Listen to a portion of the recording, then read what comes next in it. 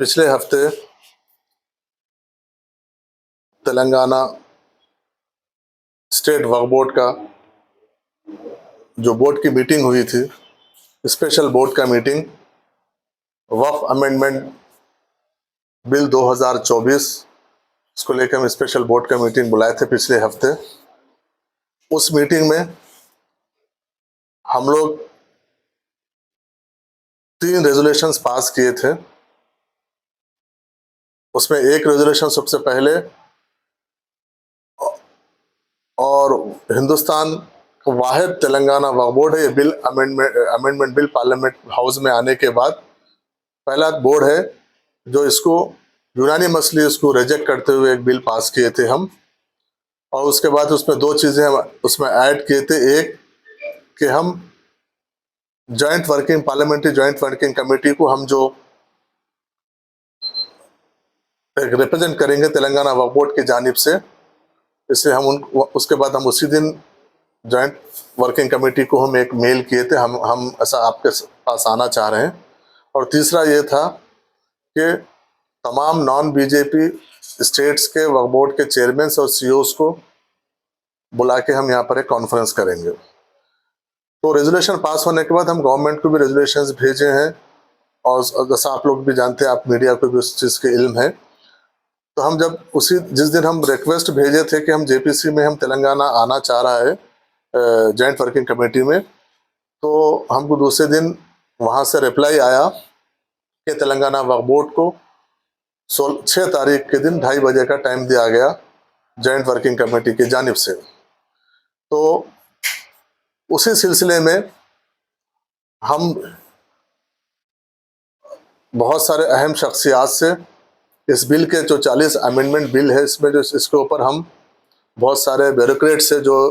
अभी जो आईएएस है, ब्यूरोक्रेट्स है जो रिटायर आईएएस है, सीनियर्स है,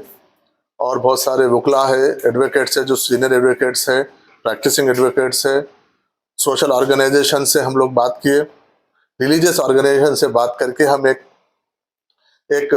कंपेरेटिव हम एक फॉर्मेट तैयार किए जिसमें 1995 का एक्ट है और 2024 का जो अभी प्रपोज्ड बिल है वो रखते हुए हमारे उस पर सजेशंस पूरे सभी 40 उसके ऊपर हम सबको सर्कुलेट किए। उसके बाद हम जो 6 तारीख के दिन हम जो प्रेजेंट करने के लिए जो हमारे पास हम जो डॉक्यूमेंट हम जो रिप्रेजेंटेशन लेके जाएंगे, उसका एक रफ ड्राफ्ट लेके हम ये जुमा के दिन ये डिसाइड किए कि हम पीर के दिन एक इनफॉर्मल मीटिंग बोर्ड के मेंबर्स के साथ इनफॉर्मल मीटिंग हम रखेंगे, जिसके ऊपर हम डिस्कस करेंगे जो भी किसी के अगर कुछ सजेशंस है, इसमें कुछ कौन से सजेशंस है, कौन से हम इसमें रखना है, कौन सा निकालना है। उसके बाद फिर हम गवर्नमेंट से भी हम मशवरा किए, गवर्नमेंट से भी हम जाने की इजाज़त लिए, गवर्नमेंट भी इजाज़त दी। और उसके बाद फिर हम गवर्नमेंट का भी ये सजेशन था कि आप इनफॉर्मल मीटिंग आप मेंबर्स के साथ बैठिए। उसके बाद कुछ चेयरमैन जो हुकूमत में जो माइनॉरिटी वेलफेयर डिपार्टमेंट से रिलेटेड चेयरमैन हैं और दूसरे भी मुस्लिम चेयरमैन हैं, उन लोगों को भी बुलाइए, उनको भी सबको। और इसके लिए आज के मीटिंग में हम एक इनफॉर्मल मीटिंग सुबह में हम 10:30 बजे से हमारी 12 बजे तक हमारे बोर्ड के मेंबर्स की इनफॉर्मल मीटिंग थी, जिसमें बोर्ड के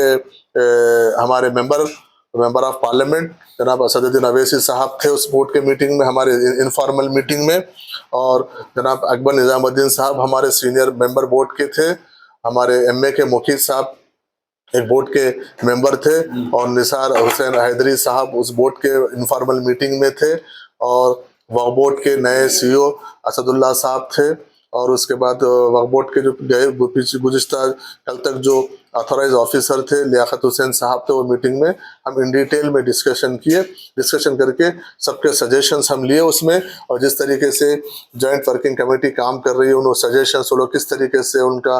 क्या उन लोग की इंक्वायरीज है, क्या क्वेश्चंस है, वो लोग क्या पूछ रहे हैं, हमको क्या देना चाहिए, उसके ऊपर डिटेल से उसका डिस्कशन हुआ। और honourable parliament member of parliament Asaduddin Owaisi साहब भी एज ए, क्योंकि वो खुद भी एक जॉइंट वर्किंग कमेटी के मेंबर है, वो भी कुछ सजेशंस दिए कि किस तरीके से हमारा रिप्रेजेंटेशन होना चाहिए, उसके ऊपर डिटेल में डिस्कशन हुआ। उसके बाद 12 बजे से हमारे जो हुकूमत के नुमाइंदे हैं, ख़ास तौर पर माइनॉरिटी गवर्नमेंट के माइनॉरिटी अफेयर्स के एडवाइज़र जनाब शब्बीर अली साहब आए थे। उनके साथ साथ माइनॉरिटी वेलफेयर के स्पेशल सेक्रेटरी जनाब तफसीर इकबाल साहब आए थे, और टेमरिज के वाइस चेयरमैन और प्रेसिडेंट जनाब फ़हीम कुरैशी साहब आए थे, और माइनॉरिटी फाइनेंस कॉरपोरेशन के चेयरमैन उबैदुल्लाह कोतवाल साहब आए थे। उर्दू अकेडमी के चेयरमैन जनाब ताहिर बिन हमदान साहब मौजूद थे। उनके साथ साथ फूड कॉरपोरेशन तेलंगाना गवर्नमेंट के फूड कॉरपोरेशन के चेयरमैन जनाब मोहम्मद फ़हीम साहब आए थे, और लाइब्रेरी स्टेट लाइब्रेरी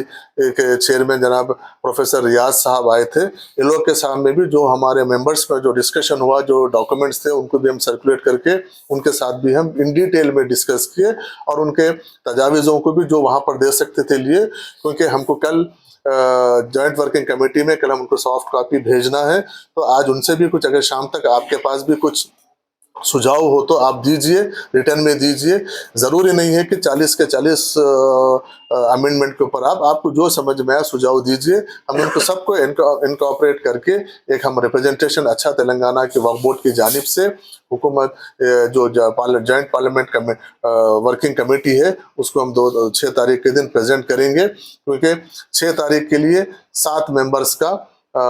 हमको परमिशन मिला है। 7 मेंबर्स के लिए हम मैक्सिमम आप 5 से 7 मेंबर आ सकते हैं करके हम उनको रिक्वेस्ट किए कि मेंबर्स को आप थोड़ा सा बढ़ाइए, तो बोले कि नहीं, हम 5 से 7 मेंबर से ज़्यादा हम नहीं, तो इसलिए हम तेलंगाना की जानिब से इंशाल्लाह हम 7 मेंबर्स, बोर्ड के जानिब से 7 मेंबर्स वहाँ पर